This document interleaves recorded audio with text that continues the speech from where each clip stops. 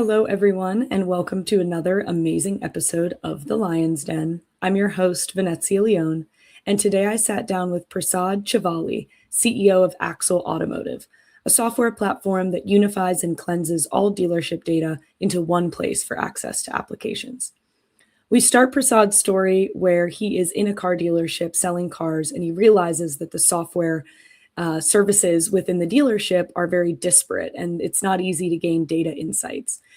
We talk about how breaking into this industry is very difficult. It requires a lot of relationship building and trust building with these CEOs of dealerships. We also talk about AI and automotive, so not just autonomous vehicles, but where is AI actually creating value today in the industry, and how do you think about applying AI responsibly? We then talk about building a vertical SaaS platform and how you do that. What are some of the non-negotiable pillars? And lastly, we talk about what keeps him going forward as a CEO and finding the perseverance to continue pushing forward despite roadblocks. It's a great episode. Prasad is extremely thoughtful and knowledgeable, and hope you enjoy it. Hey, Prasad, welcome to the Lion's Den. Super excited to have you this week. Excellent. I'm also pretty excited. It's like cold outside, I guess, from where you're at. So this is probably the best time to kind of get talking about some important topics in the field. Exactly. So you've spent decades building software across industries, but right now you're deep in automotive. What originally got you into this space?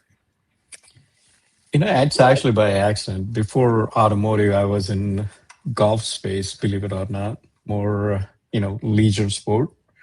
And then one of the guys said, "Hey, I want to build a software in automotive space." And I said, "I have know nothing about it other than buying cars." So then he kind of kicked me into dealership and said, "Go sell some cars and you'll figure it out." So that was about 12 years ago. So Wow. I got into the dealership and went to the back of the dealership, and all of a sudden it's a totally different world. So that's how I got introduced. And then it was a fascinating industry, huge, very complex. It's not as simple as just buying and selling cars. So I started looking into the technology and then started learning this space. And here we are 12 years later, doing pretty much exclusively nothing but automotive. Were you successful at selling the cars or no? Hell no. It's like, do you know how many times you have to contact the person to kind of get them to come and see the car? And yeah, I had no idea how to even start negotiating or what to talk to, right? So, but one thing I picked up very interesting on the first day, everybody thinks that when somebody actually buying the car, it all comes down to payment, right? It's actually not. Everybody comes in with their own set. If some people come in because they had a family and they want the next car to be safe, and they're not gonna back down for another $25 a month if it's going to jeopardize the family safety, right? Or somebody really likes it, like they like that color and that brand. So it's almost like I learned everybody's driving a car because they like it. It's not only just because of payment. Once I understood that, it changed my philosophy that it's not always about the payment. It is one of the crucial factors, but it is not the only thing that makes people buy a car. Yeah, and it might not be that specific person's main priority. For some people Exactly. It is. For some people it isn't. Yep. Interesting. So based on what you said, you were in a different industry. You've been in multiple. You were in golf before, then you got into automotive. What made you confident that you could become an expert in such a complex, legacy heavy industry? Because there was so much opportunity to learn. There was technology wise, there is, sales, service, parts. There was so many areas. And I figured there were not a lot of experts in the field. There is opportunity. If you go to some space, there's already so many experts. You go, they're all going to say, "We figured this out." So I figured that if I start learning about how it operates, we can actually make a really good, impactful product. Because at the end of the day, if product is not useful for that vertical space, there is no use case for it. So you really need to learn the industry. And it was broad. I was actually fascinated by the amount of effort it takes to sell a car. Like what money, negotiations, the financing side, and the technology was all over the place. Not in a bad way. They use anywhere between 12 to 20 pieces of software in a dealership. Wow. For selling a car, servicing a car. So that's when I said, okay, wow, this is segmented, very complex. A lot of money flows through, and there is room for innovation here. So that was the reason I actually really liked the space and start working across the board in the dealerships. Yeah. So when you got in and you were intrigued, what was the hardest part about earning trust from potential customers early on? Was it understanding the technology? Was it the culture of automotive? The language they were speaking? What was a big challenge early on?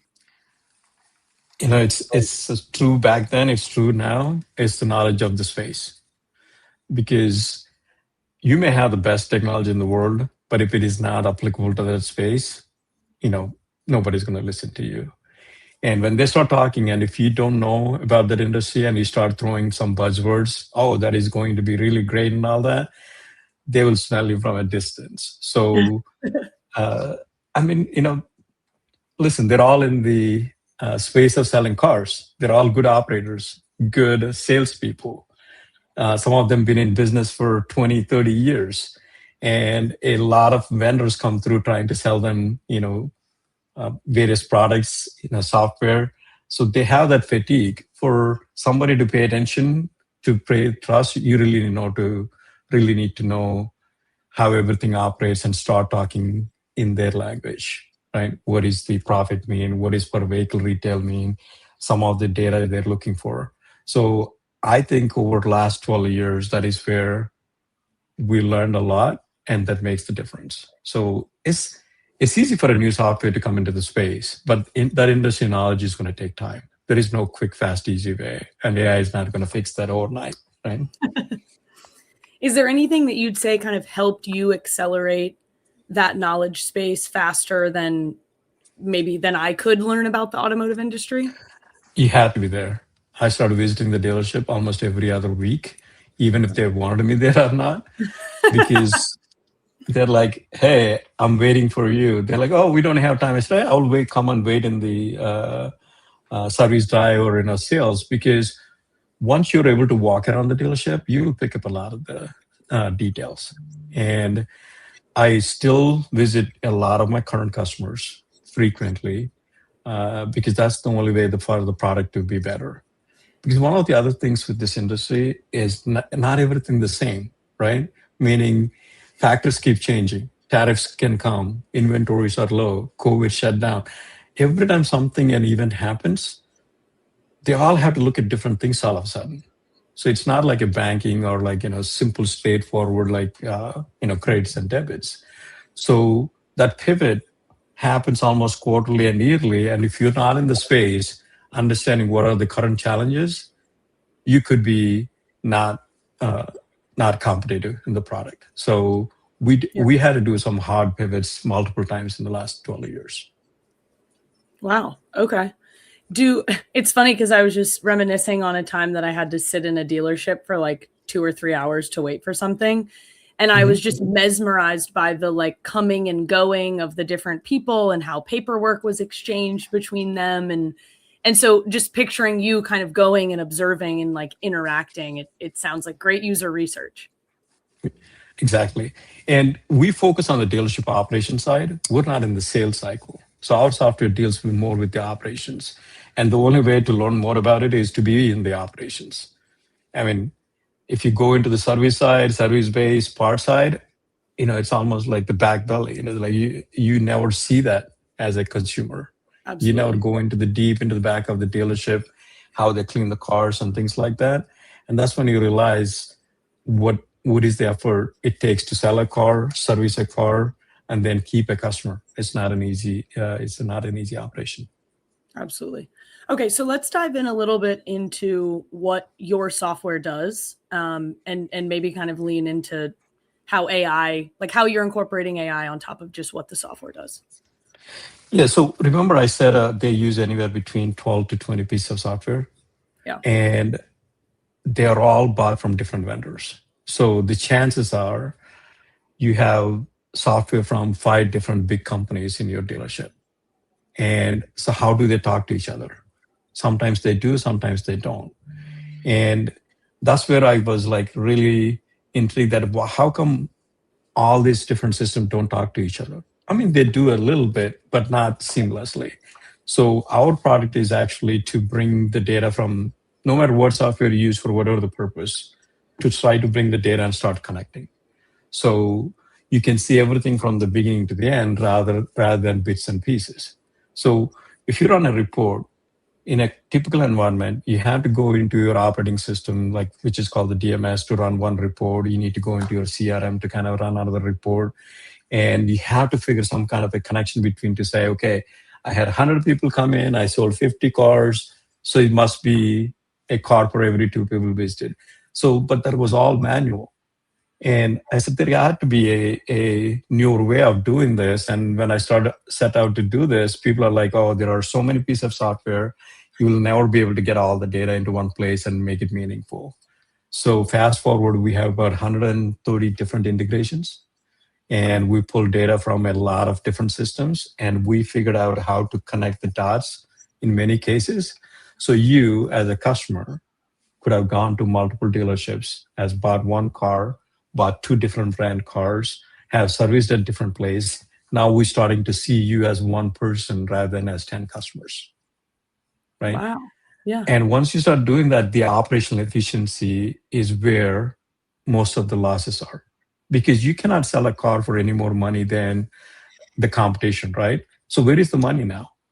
Because people with the internet and everything, everybody knows the price on the internet, they all can find out, so there is no more competition. So you have to sell where everybody's selling. So where you can really make money is to minimize your operational expenses to make more money per car, right? So the better operators are looking at every small uh, area that can create an efficiency. And that's where the AI comes in, right? So what it used to take 10 hours to do, if you can do it in 5 hours, what is that productivity? Eventually multiply the number of people, then it will show up under your financial statement as less salaries, right? So you don't have to pay as much money, and that will make you make more money, in the car, because you're going to still sell same car. And the other thing is, if you go to a dealership, our area, there are 20 dealerships, right? Let's say in that area. They're all serving to the same people. If you're selling 150 cars a month right now, there is no way you're going to get to 300, right? You may be 160, 140. It's not going to change wildly because there is only a set number of people, set number of cars. So the magic is in keeping that volume and making more money per car or more money per service. That is where the magic. So the AI is where everybody started looking into and say, how much can I make more money? But the initial AI euphoria is like, okay, it's going to replace humans. I don't need so many people to call. Yes, there are some efficiencies, but it is not significant amount of money that you will be able to see in the financial statement. Say, hey, I saved so much more. So it is still evolving. There is almost every software that I notice creating some kind of an AI component. And hopefully it will reduce the cost of software. It will also reduce the amount of people that it's going to take to run operations. But where we start doing it is, since we have the data from all these sources, how can we start analyzing more at a higher level, right? I'm not trying to save you another 15 minutes in your call center. I'm looking at and say, what is the one expense that is trending always higher, or trying to go deep into the analytics and find areas of improvement. Like if you can reduce the amount of time you can collect the money from the bank by 2 days, that is actually a huge savings, because that's the amount of money interest you don't have to pay to the banks, right? So the data analysis with AI could be really the differentiator, and almost every manual task will eventually get some AI benefit, but to find the data and find these needles in haystack, no matter how many business analysts they may not be able to find, but the AI may eventually help you to start fine tuning those small areas. It's really interesting what you say about how you really have to target the operating expenses side of the balance sheet and reducing those. A kind of a random question. When you were working to integrate these, 120 different technologies, were you having to partner with some of these software companies to open APIs and to give you integrations, or were you able to really put your product on top of everyone else's? No, actually, almost every software has open APIs and data exchanges now, right? You're now in 2026, so if you don't have a data exchange, you're not relevant. So, and we're not hostile. We're agnostic. We work with all the vendors. Yep. We're not exposing or we're not, trying to say your software is good or bad. We're just saying that, hey, give the data that you have and let the dealer make the decision, right? And since we help the dealer, a dealer by agreement should have access to all their data, right? Because it's their data. Yeah. And we start putting this data in the dealership environment. So we don't bring it and put it in our offices because it's a lot of security risk, right? So we start keeping this in the dealership and say, hey, let's pull the data. It's almost like everybody's bringing the data and putting it in one place. And let's say, hey, let's now keep it here and then start analyzing it. So we haven't had any resistance. Some vendors charge for these APIs and data services, but if you're giving the data back to the dealership, there is no major expenses either. So we're able to navigate the system, and almost every one of those integrations, we're partners. So we put them on their website. We help them, connect the data, because one of the benefits they will get it is if the dealer doesn't know I'm even using this software. Sometimes somebody look at it and say, hey, why are we paying this software? So the chances of somebody's going to cut your software, right? Yep. But if we put their data in front of the dealer in one place, they'll go, oh, we are using this particular vendor. Oh, okay, let's see how it's doing. So you're almost creating a relevancy for other software too, because you can guarantee no dealer owner is logging into 15 different pieces of interfaces to look at the data on a regular basis. No, not at all. And it's probably siloed per team, like this team uses this software, this team uses this software. And so your product enables everyone to see all of those. But yes, as soon as it gets to the general manager and above, they want to see all those silos, right, together and see how effectively they are working together, right? So that's where our product makes most impact, is at the managers and levels above managers, including the owners. So my vision is if the dealer has 10 dealerships, which is very common, they don't have one stores, two stores anymore. And he's at a golf course and pull up and goes, oh, okay, how are my dealerships doing? Everything looks green. Let me go play another 18 holes. That's what we want to accomplish. That's when we did our job. You just can't take that golf industry, can you? Exactly. I was going to say, did you like my golf reference there? But that's how actually I saw a lot of these guys, once they become successful, that's what they want to do, right? They don't want to be in the dealership every day trying to look at every number, and they don't trust anything easily.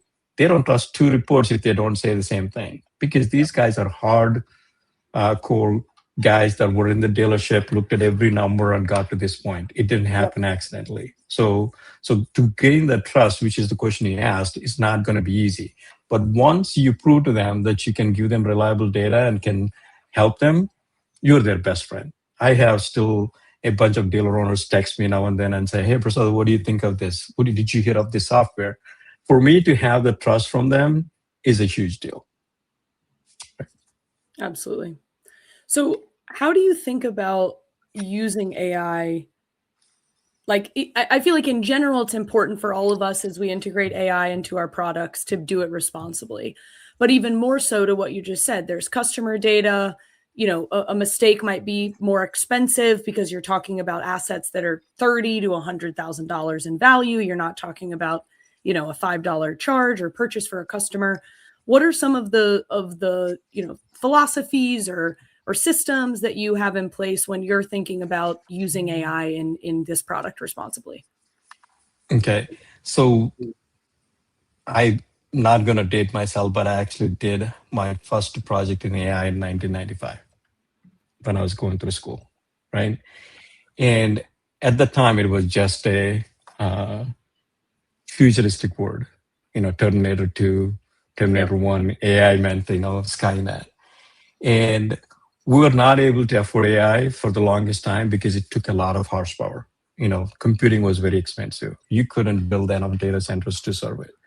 But now, finally, we got in that phase where a lot of data could be crunched, pretty quickly. That's why AI become more relevant now because the technology is now enabled it.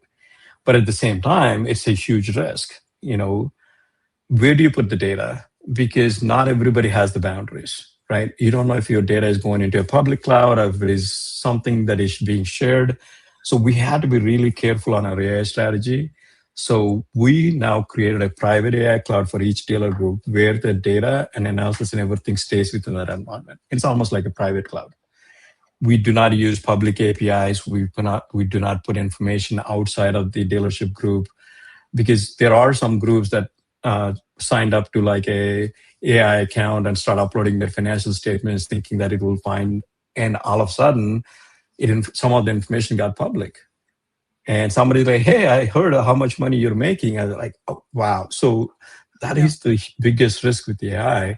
So we had to create the private cloud. And the second thing we really implemented is the data silos like you talked about. If you're logged in as a sales manager, you cannot see the compensation or the profits the dealership is making because you're going to start focusing on that rather than your job. So we have to separate the data by the roles. So right from the beginning, it's private, and also all the data models are actually tied to users. So if I'm logged in as a dealer principal, I can see everything. If I'm logged in as a salesperson, my AI is going to be more about what cars I sold, what cars are in inventory. So it actually knows that it can give you the answers based on who's actually using the AI. Those two things we had to do before we even start putting anything on our website to say we have AI. And the next thing that we also really realized, AI is not a separate product. It got to be part of your product. So it's not like a new module. It's not like we're not selling another product called AI product. It is now part of every report and data set we have. So AI is now helping us to analyze the data much faster than what we were able to do even 4 years ago, right? So AI is actually helping us to kind of get to our data insights faster. So it's part of the integrated data. And the last part of it, any AI answer has to be verifiable, right? It cannot say, we cannot put a disclaimer saying that whatever the insights I'm going to give may or may not be correct, right? Yep. If I say that, nobody's going to really ask the question, especially if you're doing with the operationals. I cannot say an answer that I don't know how many salespeople you need. I think maybe 10, maybe 12. So we had to have verifiable data. So what we've done is we built those reports that are verified against financial statement and start feeding that data to AI. So when it tells you sold this many units in October of 2025, you can click on it and see that report. That's when the AI insights are more reliable, right? Where those are no longer guidelines, they are actually real numbers. Yeah. And what's interesting about that is the kind of roles and permissions and data segregation are pretty basic principles of SaaS. Like, you know what I mean? Just using kind of software in general. So it's interesting that those principles, even though AI is this new and crazy thing, it really is the same philosophy that we've been building with software for a while. Yeah, it's the same philosophy, but it's now more important than ever, right? Before, at least you were able to kind of contain because people are not poking around. AI can have access to everything, right? So you really need to build those walls and separations before you release the software or the features. Yeah, absolutely. So a quick question about vertical SaaS platforms, because I think that's kind of a unique experience for our guests on the podcast. What are some non-negotiable pillars that make vertical SaaS work? It's very interesting. I actually went to a vertical SaaS conference in San Francisco in October, and there were about 350 CEOs at that conference, all different industries, and there were only 3 or 4 from automotive. So when they start sharing the information, and I was looking and go, wow, irrespective of which vertical you're in, it's the same problem, right? And they are non-negotiable, or some of the pillars I talked about, security, right? Everybody's worried about security and how they're going to control this AI engine. And a lot of people say, don't even start talking about it, agentic AI, generative AI. Those are all buzzwords. Make it part of your SaaS. You're just saying that because you're using them, but that is not a buzzword or a byproduct. So that was most of the points I told you I learned from those conferences, like going into and say, what are the most successful SaaS platforms doing? And you asked me about another thing is like, you need patience in these verticals, and it took me this many years, but every year is now better because the information that we're learning is much faster, right? So if you start a software in a vertical SaaS, it's not going to sell by itself, no matter how good it is, right? You're going to need validation. You need some customer base. You need that tipping point. The book I read like a long time ago to reach that. Yeah. So, to reach that tipping point, some people, not many make it. And once you get there, it's really good. So from a vertical SaaS standpoint, people like build these pro formas and say, there are only 16,000, 17,000 dealerships in the entire US, right? And if you say, oh, I'm going to get through 8,000 of them in the next 5 years, I will say you're smoking something or you're hallucinating. Because to get to 1,000 dealerships, you have to dedicate your life to get to 1,000 dealerships. Wow. Once you get there, then you can start saying that, hey, I'm going to get to 2,000 and 3,000. I will respect somebody when they get to 1,000 dealerships and start giving me those numbers. Until then, just like my journey has been, you have to take each account very seriously and try to keep it, because you cannot have much churn in this space. Because if you start making your customers mad, there is not many dealerships to kind of go around and keep signing up. So those are the principles from the vertical SaaS. Industry is small. You have to keep your reputation. You have to be very patient. And so customer service, you cannot jeopardize on that one. You cannot say, I'm going to get back to you later, kind of a thing. So those have been my really learning experiences to kind of get to where we are now. And it sounds, everything that you just said, the underlying tone there is relationships. Like, it sounds like that's a really important, it's not just about the right product or the right price point or the right, team. It's really about how do you gain the trust and how do you get people to use your product. And that takes relationships.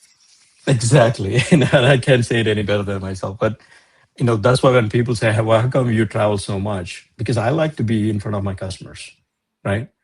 I don't want them to think that, hey, Prasad just comes in, shows his face, and then he goes and plays golf. No, I'm just kidding. So he's working for us is what they need to understand. So I make it a point to go to all my big customers at least once a quarter, right? Wow. And the relationship. And then sometimes the last week's trip, one of the dealer owners like, Prasad, how can I help you to kind of get more customers? I didn't even ask. I didn't even solicit. That's the relationship that, it takes the trust, right? And then he picked up a phone and called another guy that was talking about, signing up with Axel. And he picks up the phone and said, your company talking to Prasad, you should sign up. That's what he said in front of me. And that's what, those are the relationship I really cherish. And that's the byproduct, the price point no longer once people start using, they will not, nickel and dime you. And we also built this user activity report. We want to see how many people log in each day and then start using it, because the success is if we are not able to give them something that they want every day, we're going to get irrelevant pretty quickly. So we look at them and go, how come some of these people? And recently we added something called a playbook. So every role, when they log in, it tells them what they need to do daily, weekly, monthly, that their dealership is telling them to do. See, all of a sudden, as soon as you log in, it says, hey, you should look at this inventory daily, this. Now you're helping, the software is actually helping them navigate through, because nobody want to sit in front of the computer in the dealership, by the way, right? And start looking at these reports. They all want to be, chase that customer, buy, sell the car. So if they can get through those things that they need to look at really quickly, that's where they'll start using the system more. Less time on the system, no problem. But more users on the system, definitely that's what we wanted. So the playbook future with AI has been a lifesaver for us. Almost like when I do a demo, when I show those two, and some people start going, we don't have a playbook. And then we say, why not? If you want to build a really good organization, people come and go. They all should follow your playbook and what to do to be part of your successful organization. You don't want people kind of doing maverick things on their own. Yeah. It's like the documentation piece. So that I always say, if somebody gets abducted by an alien, we need to be able to do their job. So let's make sure we have that documented. And this is where AI helped recently. Remember all those binders and documents they have, operating manuals, training manuals? We put them all into AI now, right? So before they used to send these PDFs, I printed them, put them in the training rooms, and now they can all log in and say, hey, what do I do if a customer slips on the floor? You have to fill in the form. You have to report to your GM. There is an operating process for that. So with the AI, it's actually easy to put it at their fingertips, and whenever the management updates one of the directives, it immediately goes into the system. So it's never outdated. It's not like you're looking at an old document. That is where AI really helped us, is these playbooks and the documents that, there are so many of them. And one of the manuals I saw at a dealership group had 570 pages. So tell me somebody sitting there and reading all those 570 pages, right? So, but whatever you want to find in those pages, now you can quickly get to that through AI. It's amazing. Sometimes I even upload articles and I'm like, what is the value that the company sold for? And just have it answer it, rather than even reading a 3-page document. So can't imagine a 570-page document. Yeah. Well, okay, last question.